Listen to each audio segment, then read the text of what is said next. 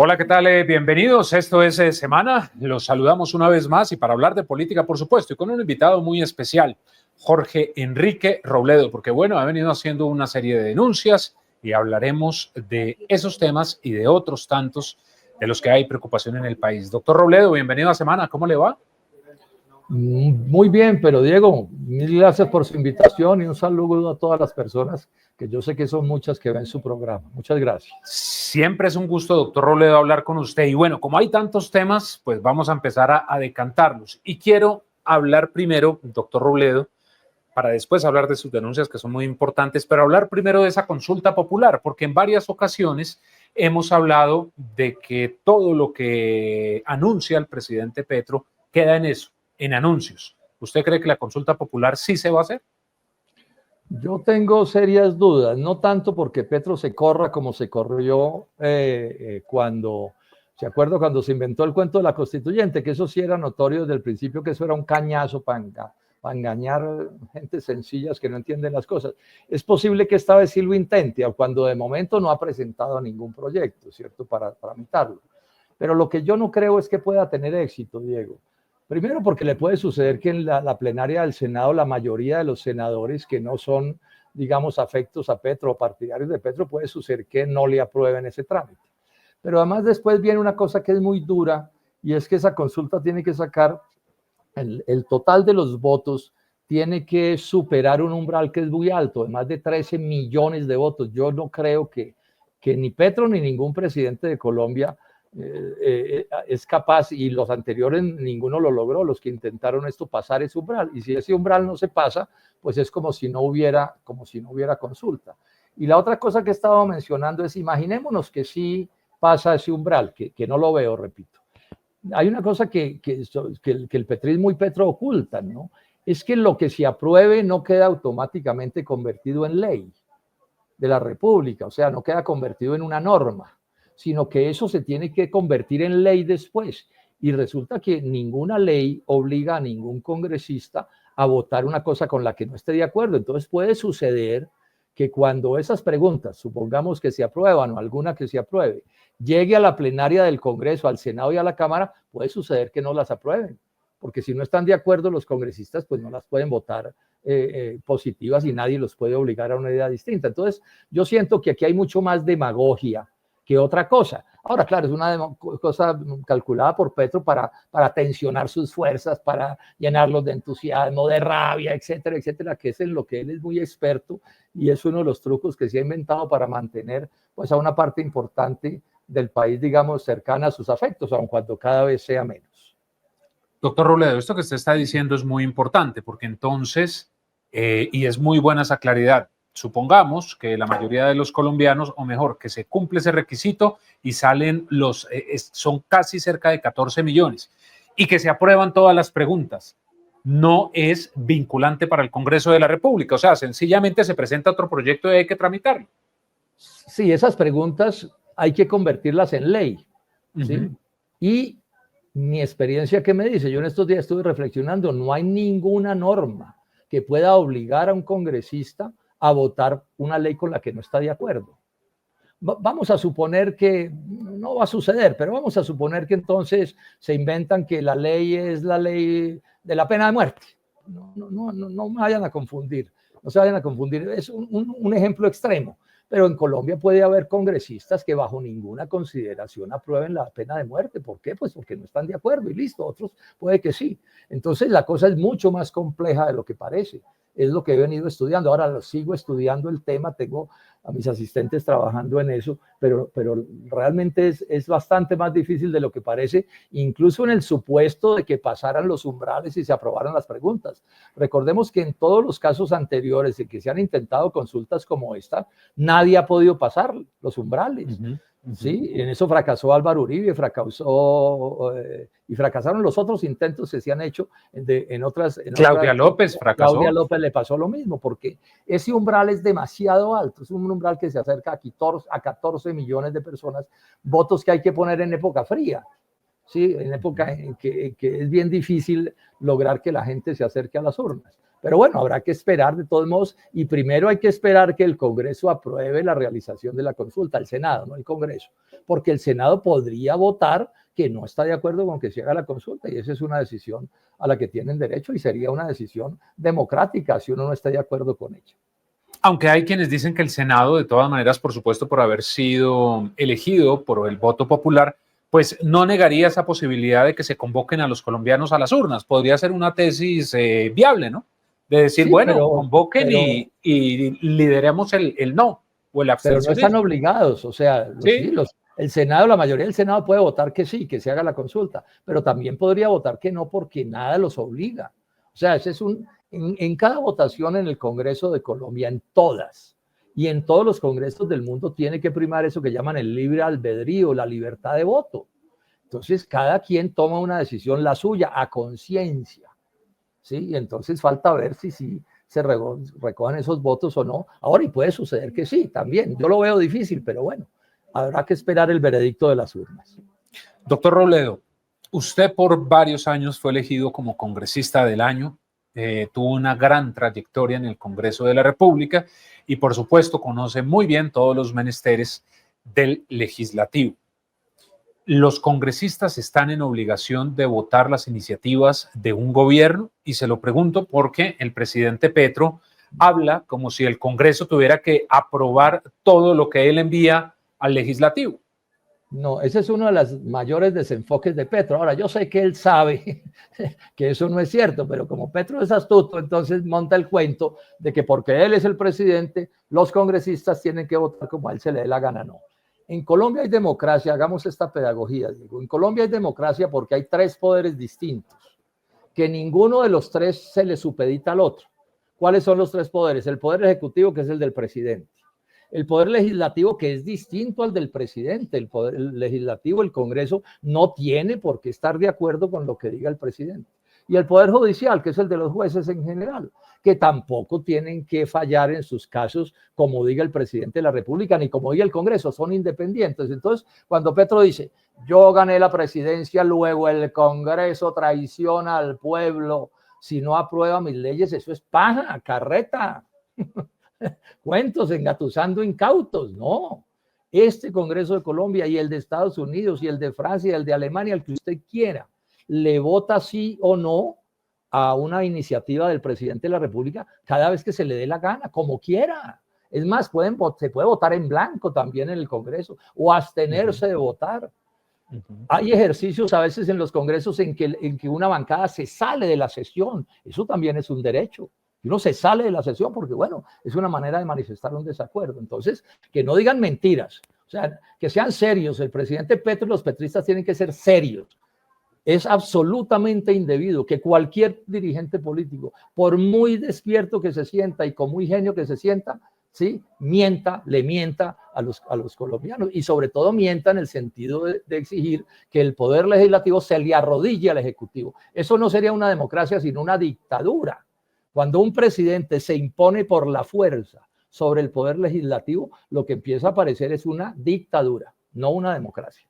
Ahora, doctor Robledo, usted es bueno en matemáticas, yo no, pero el presidente Petro dice que él tiene un mandato popular porque ganó con 11.300.000 votos, pero el Congreso fue elegido con 22 millones de votos.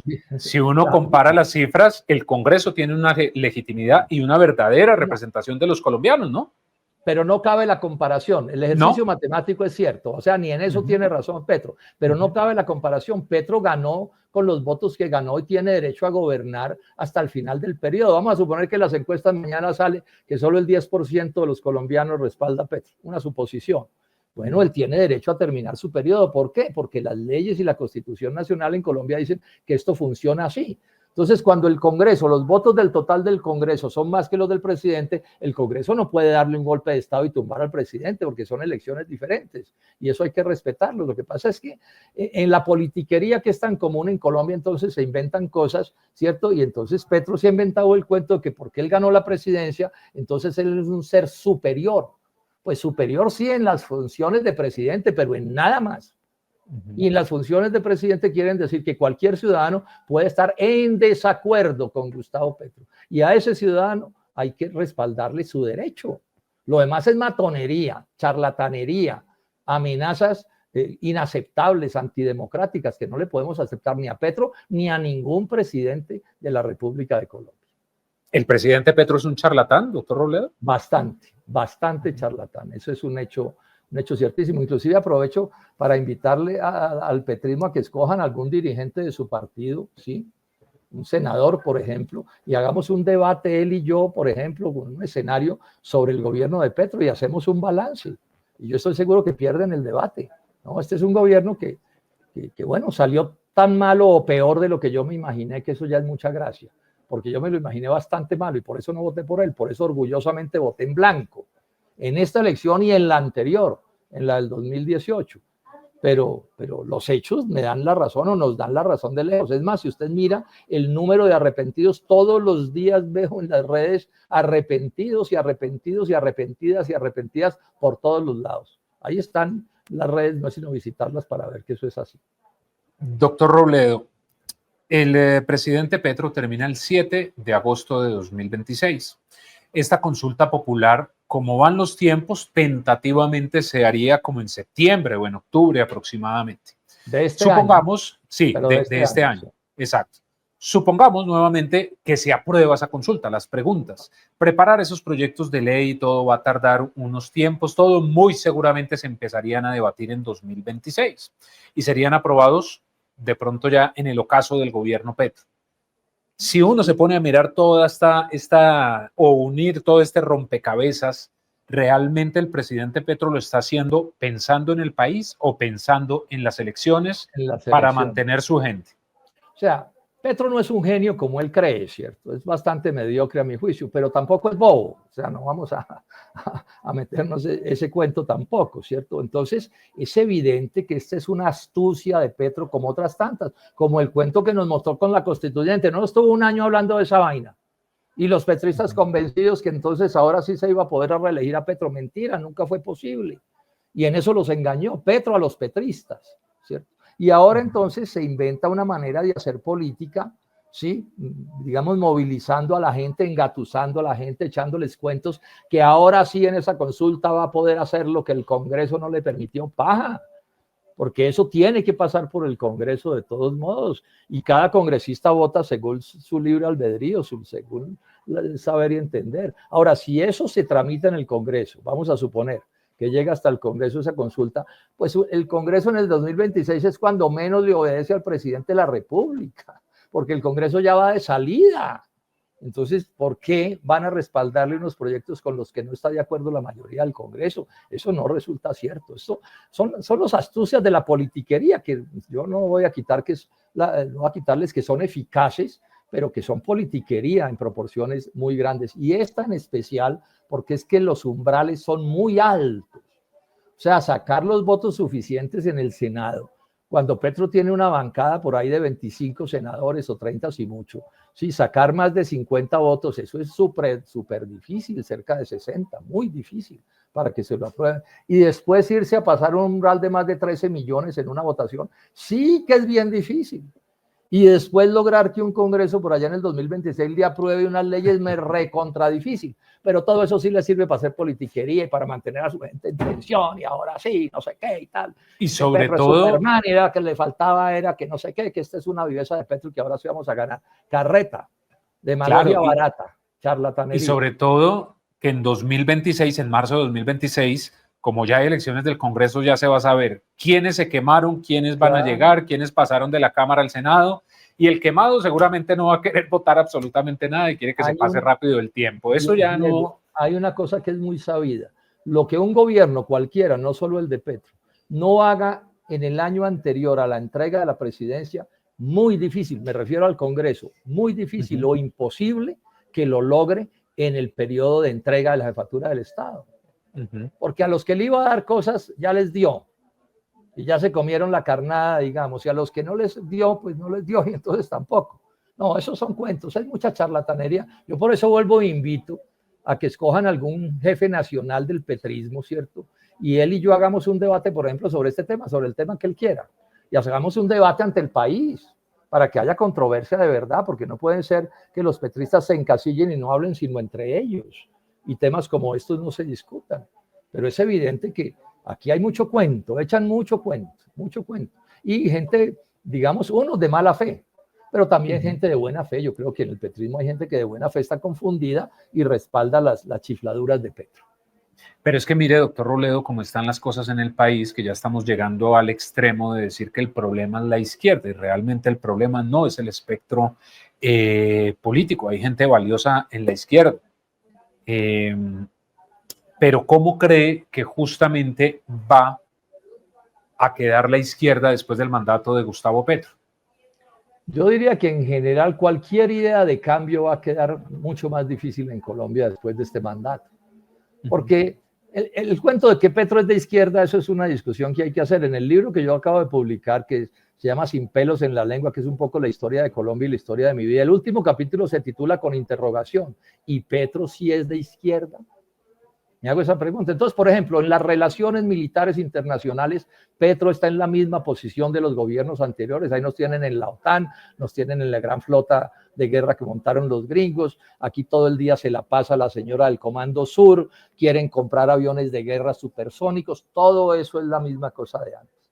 Si nos vamos a la macroeconomía y relacionamos lo que Petro está haciendo en asuntos de macroeconomía, o sea, temas centrales de la economía, no la politiquería por ahí, el clientelismo y esas cosas, sino estoy hablando el tema de la industria, el tema de verdad del agro, de la producción agropecuaria, del desarrollo científico del país. Petro es calcado con los presidentes anteriores.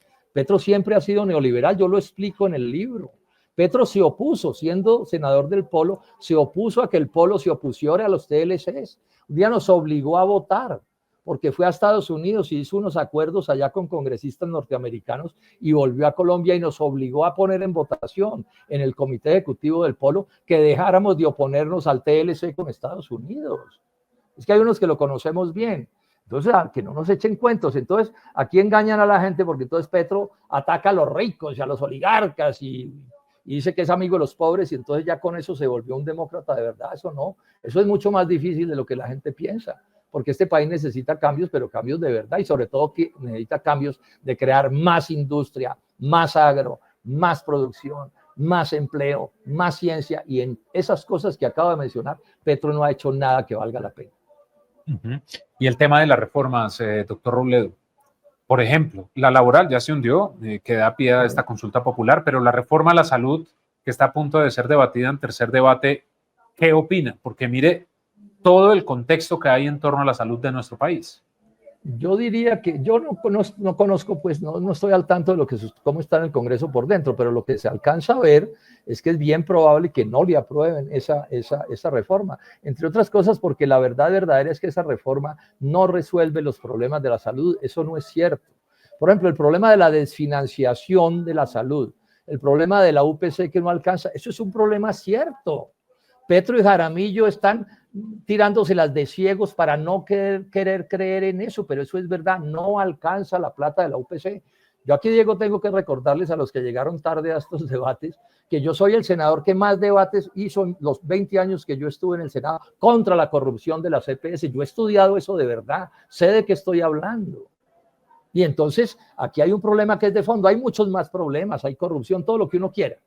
Pero aquí hay un problema que es de fondo, la plata de la UPC no alcanza. La UPC es la plata que el Estado le da al sistema de salud para poder pagar los medicamentos, las medicinas, los profesionales de la salud, los hospitales, etc. Y no alcanza esa plata. Y eso es lo que explica lo que está pasando. Entonces, cada vez que Petro o Jaramillo se paran y niegan eso, pues entonces estamos en la olla, porque si no hay más plata, pues va a seguirse agravando el problema. Y la gente está sufriendo en exceso, Diego, el sufrimiento ciudadano en Colombia por la vía de no poder acceder a lo mínimo. Por ejemplo, la reforma que hicieron en la salud de los educadores, eso es un desastre. Hubo dirigentes de FECODE que lo advirtieron, no hagan eso, yo lo advertí, no hagan eso. Y eso es una desgracia para el magisterio. Es peor la salud del magisterio de hoy que la de hace un año y medio cuando se aprobó esa reforma. Pero bueno, el problema es que como Petro no cree sino en lo que él quiere creer, y los seguidores de Petro lo ven como un mesías y le creen cualquier disparate que diga, pues insisten en cosas en las que están equivocados. Petro le ha cumplido a quienes votaron por él, doctor Robledo. Es que uno mira todas las promesas de campaña, que fueron bastantes. ¿Ha cumplido el presidente Petro? No, yo creo que en general no. Sobre todo en la parte gruesa. Él dijo, yo voy a cambiar a Colombia. La verdad es que es muy poco lo que ha cambiado Colombia. Cambiaron los pasajeros en las carros oficiales porque ahora la burocracia del Estado está llena de petristas. Inclusive por estos días leía, inclusive está llena de petristas que se sientan en una silla y no trabajan. Pero bueno, les pagan y eso es carne de urna. Pero cuando uno mira las cosas de fondo, miren, yo le hago un análisis de 2 proyectos de ley para que vean la verdadera alma de Petro. La reforma tributaria. ¿Quiénes fueron los más clavados en la reforma tributaria? Ecopetrol, que es como grabar a los colombianos porque el 90% de Ecopetrol es de los colombianos. Y en los otros superclavados fueron los pobres de Colombia que comen comida chatarra. 3 billones de pesos pagaron el año pasado por el aumento del IVA a la llamada comida chatarra, que en general se la comen los pobres por muchas razones, culturales, por el acceso a lo que sea. ¿Sí? Pero esa es plata, o sea, más de la mitad de la reforma tributaria de Petro la pagaron los sectores populares o por la vía de Ecopetrol o por la vía de su propio pago del IVA que le aumentaron. ¿Sí? A un IVA que ya era inmenso antes de la reforma tributaria. Eso es la reforma tributaria del Fondo Monetario Internacional, así lo quieren ocultar. Y la ley de pensiones fue ¿contra quién? Contra los jóvenes de Colombia. A los que me escuchen, todo colombiano que tenga menos de 40, 45 años, depende de la situación, no se va a poder pensionar con los mismos derechos que los viejos nos estamos pensionando hoy. Les van a reducir la pensión en por lo menos el 30%, el 40%. Yo ya no estaré para cuando lleguen estas historias, pero espero que los que cuando llegue la hora de pensionarse les pase esto y fueron petristas se acuerden que fue obra de Gustavo Petro engañar al país para hacer una reforma pensional contra los jóvenes de Colombia. Con la mentira que era para ayudarle a los ancianos. Ayudémosles a los ancianos, pero no sacrificando a la juventud colombiana. Y otra reforma como la tributaria del Fondo Monetario Internacional. Eso lo saben los jefes petristas, porque eso lo discutíamos antes. O sea, cuando los petristas no estaban en el gobierno de Petro, se oponían y decían cosas muy parecidas a las que yo digo ahora. Pero como ganó Petro, y Petro se supone que es perfecto, que es como Dios, todo lo que haga Petro está bien. Y resulta que eso no es cierto. A cada persona hay que juzgarla por lo que hace en su debido momento. Dioses no existen en la vida de los seres humanos, ni hay seres sobrenaturales, no se dejen meter ese cuento. Es que Petro es un genio, paja. Eso que Petro está proponiendo, por ejemplo, sobre la gasolina y el gas y el carbón, es el único presidente de la historia de la humanidad que lo plantea así.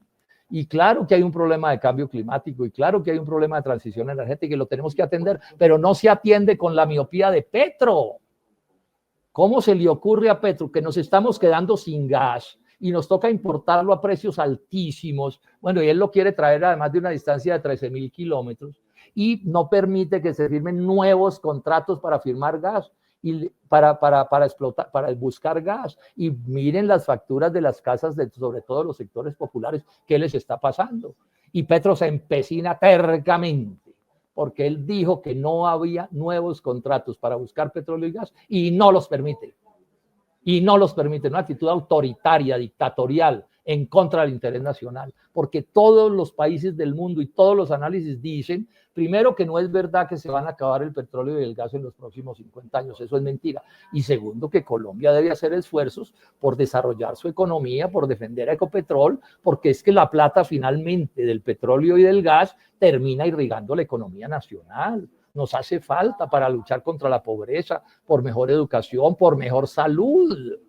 Pero bueno, él es como Superman, que no se mueve una micra de la posición en la que está parado. Metámonos un poquito en las elecciones del 2026, doctor Robledo. ¿Usted cree que a Gustavo Petro le alcanzará para reelegir su proyecto político? Yo lo veo muy difícil, muy, muy difícil, porque se ha equivocado demasiado. Y en este próximo año sí que se va a equivocar. O sea, aquí cuando se voten las elecciones de mayo, ¿sí? Los errores de Petro va a tocar moverlos en tractomulas, ¿cierto? Porque no van a caber, o en trenes. Y eso le va a golpear su candidatura. Y segundo, porque tienen otro problema que es muy grave. Gustavo Petro no puede ser candidato. el caudillo, el genio del Gustavo Petro, el que es solo perfección, como nos dicen en su publicidad, pues ese no va a estar de candidato. Y yo no veo ningún candidato entre el petrismo que no sea mediocre, que le falte mucha pelo pa'l moño, como se dice. Entonces tienen dos problemas que son gravísimos en política. Ahora, también es verdad que va a tener mucha plata del Estado para hacer clientelismo y politiquería y comprar votos de una u otra manera, arriarlos a las urnas. Pero veo muy difícil que Gustavo Petro pueda vencer pues sus fuerzas, digo yo, porque repito, él no puede ser candidato. Sí, no puede. Y no tiene por dónde dar esa lucha bien dada. No, es que mediten un poquito sobre los candidatos y verán que cuál es el que tiene arrastre ahí. Yo no lo veo de ninguna. O sea, usted no ve a Gustavo Bolívar, María José, ninguno de ellos. Es que mire lo que le pasó a Gustavo Bolívar en Bogotá, que era que el centro del petrismo y quedó de tercero en el centro mundial del petrismo. No, y si se va el doctor Bolívar de la candidatura presidencial, le va todavía peor porque Bogotá había sido una plaza petrista, ¿no? Y hay pedazos muy grandes del país que no son petristas, o sea, que no le van a votar a Bolívar o a ningún candidato de Petro bajo ninguna consideración. Entonces, ese no es un buen candidato, digo yo por la experiencia. Pues finalmente el petrismo resuelve y voten por el que quieran, ese es problema de ellos. Yo en eso no me meto, pero como me piden la opinión y soy franco, y ese que dicen que es el mejor candidato que tienen no da un brinco, no dio un brinco en Bogotá. Y entonces explíquenme por qué, después de una super derrota como la que sufrió Bolívar en Bogotá, entonces va a ganar en Medellín. Hágame el favor. Y en los departamentos donde hay una hostilidad manifiesta contra las propuestas de Gustavo Petro. Esto por el lado de la izquierda, el centro, ¿cómo lo ve, doctor Robledo? Lo que pasa es que esa palabra a mí no me gusta mucho porque no sé muy bien qué quiere decir. Yo estoy intentando explicar las cosas de este momento, de esta manera, que es mi caso y el de Dignidad y Compromiso y el de Sergio Fajardo. Nosotros no vamos a respaldar un candidato petrista bajo ninguna consideración, pero ojo, tampoco vamos a respaldar candidatos de los jefes políticos de los gobiernos anteriores.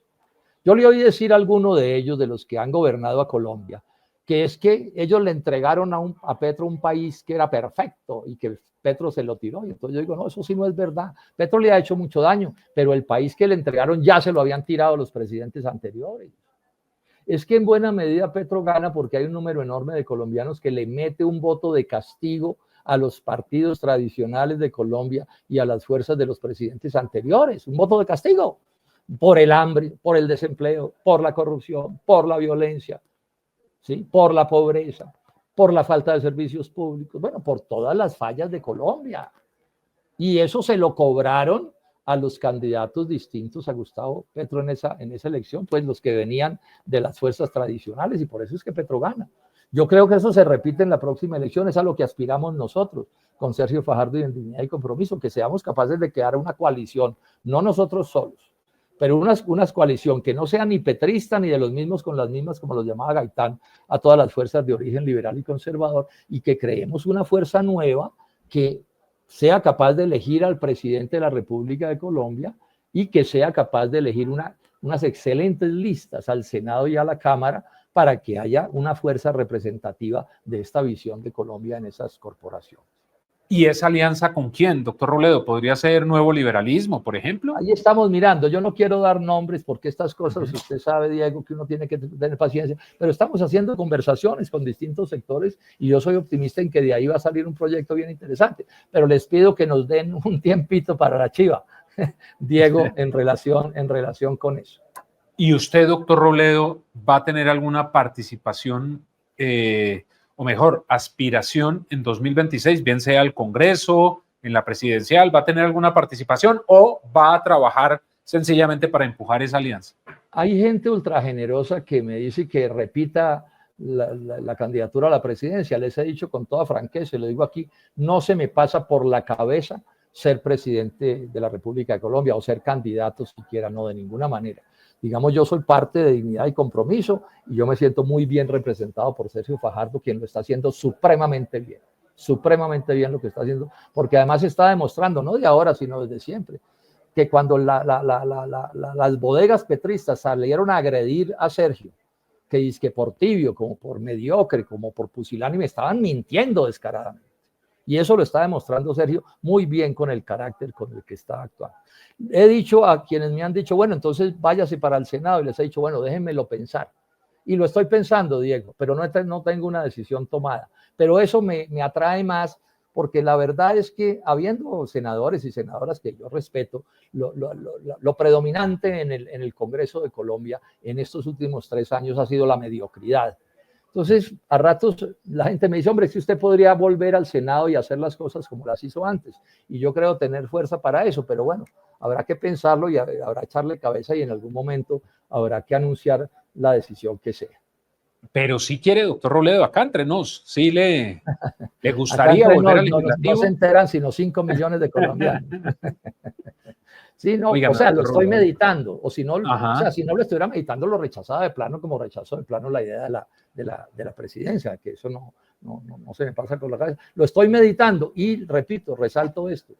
Digamos que a mí no me fue mal en el Senado, yo creo que yo hice contribuciones positivas, sin ser Superman ni mucho menos, ¿cierto? Y lo que estoy viendo, no de todos los congresistas, insisto, pero sí veo es un predominio de la mediocridad. Hoy estuve aquí, yo estoy en este momento hablando desde una oficina del Congreso. Sí, sí, sí. Y conversé con gente que yo, pues, por aquí uno encuentra con gente que conoce y todos coinciden en general de la mediocridad del Congreso de Colombia, el Senado y la Cámara, repito, no en todos los casos, pero en general predomina la mediocridad y tenemos que hacer un esfuerzo en algún momento para que el Congreso recupere su espacio y actúe como debe actuar. Sobre todo, doctor Robledo, en la Cámara. En el Senado hay casos, pero en la Cámara realmente es sorprendente, por decirlo menos, porque hubo una renovación y está muy bien que la haya y que esté gente joven representando a los colombianos, pero no se prepararon. Y la preparación, la falta de preparación, sí que se ha notado en este Congreso. Es No, bastante. yo también creo que en la Cámara hay gente que uno puede rescatar, como en el Sí, Senado claro, por también. Yo no supuesto. me voy a poner en condiciones de extremista aquí, ni mucho menos. Pero también es cierto, esa es una verdad que tampoco nadie puede negar, es que este Congreso es mucho más mediocre que los anteriores, los que me tocaron a mí. Y a mí me tocaron como 5 congresos distintos desde el 2002. Y sí, claro, y ahí había de todo, y había altibajos y todo, como sucede en estos cuerpos que son colectivos, ¿cierto? Pero lo que tenemos ahora es terrible. Yo tengo sí, estoy convencido de eso, repito, quiero ser enfático en esto. No estoy diciendo que en todos los casos, pero sí estoy diciendo que en unas mayorías bastante importantes.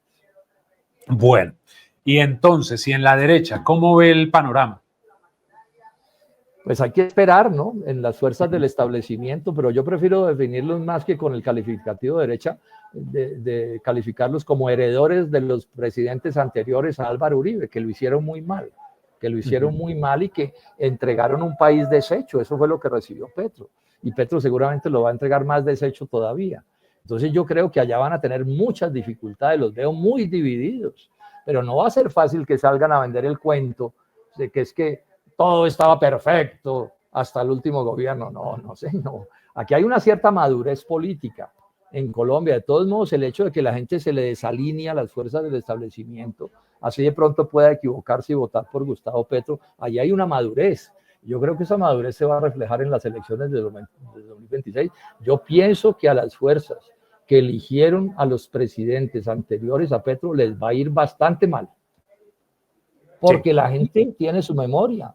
Y insistamos en una cosa, o alguien me va a decir, el hambre empezó en el 2002, el desempleo, la pobreza, la violencia, la corrupción empezó antes del 2022. En este gobierno ha sido un desastre el tema de la corrupción, pero hay que ver cómo fue en los gobiernos anteriores, por lo menos en todos los que me tocaron a mí, bueno, y en los de antes también. Eso son cosas sabidas. ¿Y en dónde ubica a Claudia López? En estos espectros de los que estamos hablando, ¿en dónde encaja Claudia López? Hay que esperar que ella se ubique, ella es la que tendrá que ubicarse, pero yo diría, Diego, que esperemos un poco. Yo en estas cosas soy amigo de la prudencia, ¿cierto? Para que la gente pueda meditar, y está muy temprano, es que los colombianos empezamos las campañas muy temprano. Entonces esperemos un poco a ver cómo se van moviendo cada quien, y ahí como decía alguien, no cada quien con su cada cual, ¿cierto? A ver cómo se va moviendo y vamos opinando. Bueno, pues para cerrar este capítulo político, doctor Robledo, al principio usted decía que estaba sorprendido, que usted pensaba que el presidente Petro lo iba a hacer mal pero que no tanto. ¿Así de grave está la cosa? Sí, sí, está muy grave, está muy, muy mal, muy equivocado, muy sistemático en la equivocación.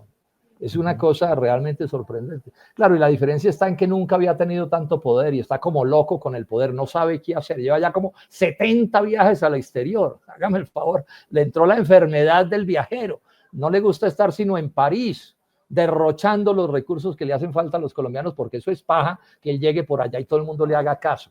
Yo un día le pregunté a un profesor de una universidad norteamericana, le dije, bueno, ¿y qué opinan de Petro en Washington? Un profesor de alto nivel de una universidad norteamericana, ¿qué opinan de Petro en Washington?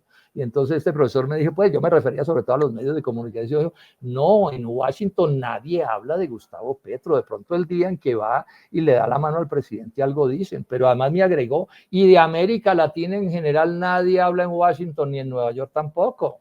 De pronto me dice, un poquito de México, porque pues está aquí al lado, pero en general el desdén de los gringos por América Latina es todo. Entonces, claro, entonces aquí los medios, Petro va y pues se toma una Coca-Cola con alguien en los Emiratos o no sé dónde, y aquí eso se saca como una gran noticia, Diego, pero eso por allá, eso es otro más, entre cantidades, centenares, que pasan por allá y el presidente o el primer ministro, lo que sea, lo saluda y le da la mano y se sacan una foto, pero después una despachando. Porque esos países son países desarrollados, potencias económicas que no están preocupadas por lo que piense Gustavo Petro de nada. Ahora, yo me imagino que una vez él voltea la cola en privado y dirán, este tipo está loco. ¿Cómo se le ocurre decir lo que está diciendo el petróleo? Es que eso, me excusan que yo insista en lo del petróleo, pero es que eso es de un estúpido desproporcionado. Eso no resiste análisis ni de 5 minutos. ¿Ha visto los consejos de ministros? Pues la verdad es que he visto unos pedacitos. Yo no tengo mucho genio pues para someterme a oír a Petro durante horas. ¿No?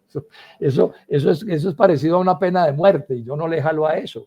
Porque además yo conozco la charlatanería del personaje, a mí no me descresta. Y hay una cosa que me irrita, porque yo soy un demócrata de verdad, me irrita que matonee a sus subalternos. Sí. Yo aprendí en mi casa que uno a los que tienen menos fuerza que uno, me lo enseñaron mi papá y mi mamá, a los más débiles que uno, a esos es a los que menos puede maltratar.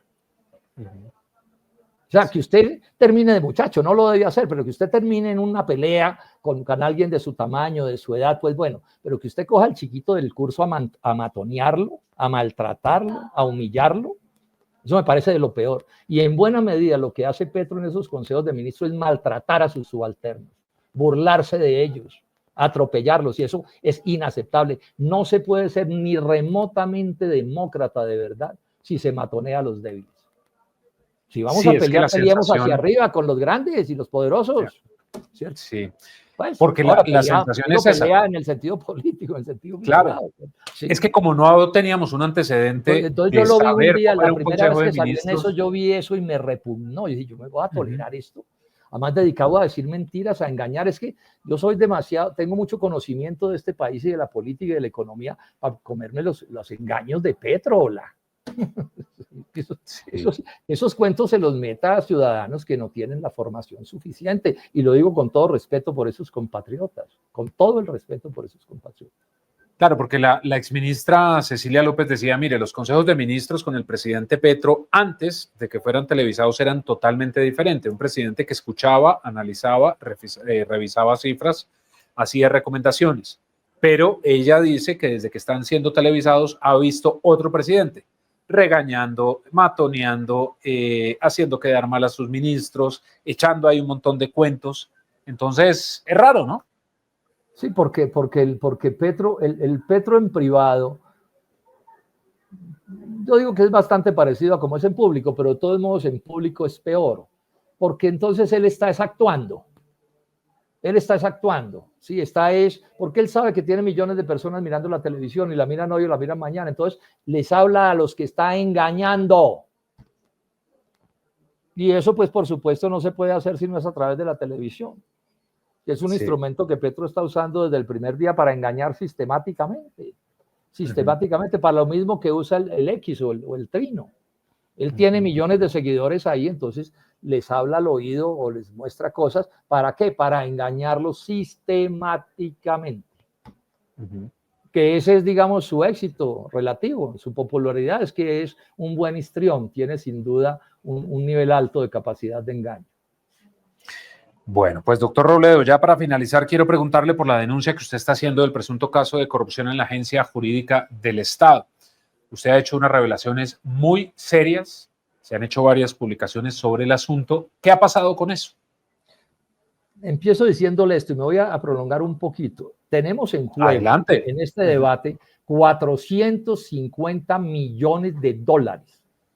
Podemos perder en un reclamo que nos hizo la Continental Gold, que es una transnacional de la minería, y dicen ellos que por maltrato del gobierno nacional les debemos 450 millones de dólares. Ojo con eso, de una gravedad inaudita. Bueno, ¿dónde está el problema? ¿Dónde está el problema?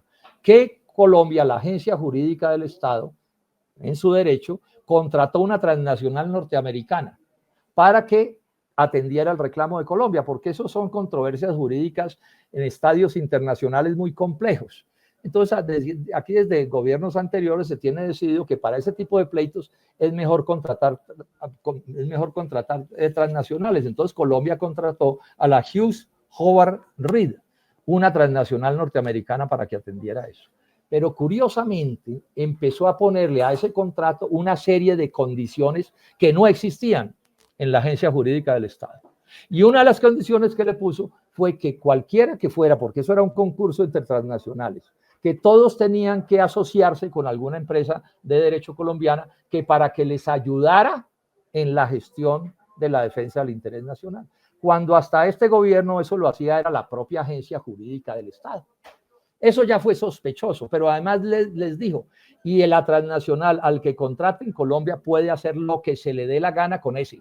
Hágame el favor. O sea, perdió Colombia todo el control de cómo se llevaban esos litigios. Hasta ahí ya era muy sospechoso. Bueno, ¿qué pasó?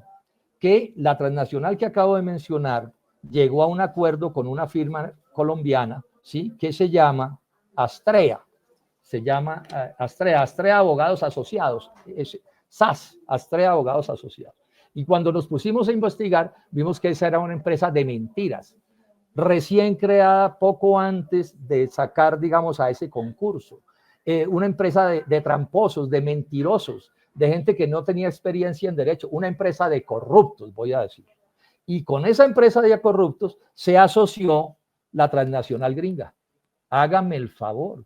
Se asoció la transnacional gringa. Entonces yo lo que digo, y es que la transnacional gringa no sabía con quién se estaba asociando. Claro que lo tenía que saber. Y es que los de la agencia del Estado no sabían con quién se estaba asociando la famosa Hughes, la que se estaba ganando el concurso. Claro que lo tenían que saber. Y se hicieron todos los locos. Todos se hicieron los locos. Entonces, cuando yo llevo este caso a una rueda de prensa, ¿sí?, yo explico esto y apenas termina la explicación o a la mitad de la explicación, ¿sabe qué pasó? Que esa famosa Astrea, Abogados Asociados, bajó de la página web la información que tenía, porque toda esa información era tramposa y todo eso hoy está escondido, o sea, actuando como delincuentes. Y ese es el pleito que tenemos, porque entonces, ¿qué es lo que están diciendo la Agencia Jurídica del Estado? Pues su director, ¿sí?, su director fundamentalmente, ¿cierto?, el señor César Palomino. No, que el negocio con la Hughes, con la transnacional gringa, que siga como que siga. Y entonces yo digo, ¿cómo así que siga como que siga? ¿Por qué se asoció con Astrea? Que los gringos nos expliquen por qué se asociaron con Astrea. Me estoy refiriendo a los de esa transnacional. Y le estoy pidiendo a Petro desde hace rato, no permita que se firme ese contrato entre la Agencia Jurídica del Estado y esa transnacional norteamericana hasta que no se aclare esta denuncia que yo estoy haciendo y que otros estamos haciendo. El Espectador y El Tiempo han sacado excelentes artículos sobre esto. Pero además le estoy diciendo otra cosa a Petro, que al señor César Palomino lo tiene que quitar, le tiene que pedir la renuncia, porque ese señor está untado hasta el bozo en ese torcido del que yo estoy hablando y el que estoy denunciando. Él no puede decir aquí que era que no sabía quién era Astrea. Y otro socio que tiene él en la Agencia Jurídica del Estado, alguien de Norte de Santander que juega un papel bien importante allí en ese negocio y que también se equivocó en materia gravísima.